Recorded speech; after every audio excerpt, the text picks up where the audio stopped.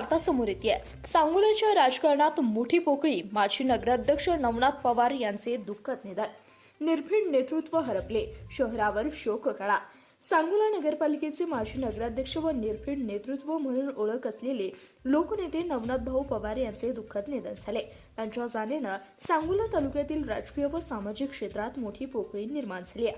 नवनाथ भाऊ पवार यांनी नगराध्यक्ष पदाच्या कार्यकाळात शहरातील मूलभूत सुविधा, रस्ते, पाणी पुरवठा व स्वच्छता या प्रश्नांवर भर दिला होता.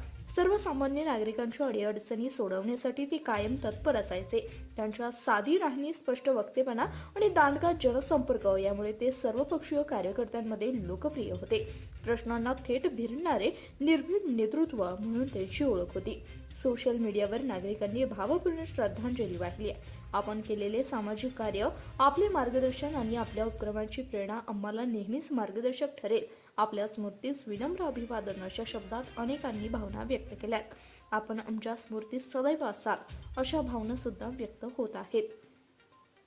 नवनाथ भाऊंच्या निधनाने शहरावर शोककळा पसरली आहे. अनेक अजिमाजी लोकप्रतिनिधी, सामाजिक कार्यकर्ते व नागरिकांनी त्यांना भावपूर्ण श्रद्धांजली वाहिली.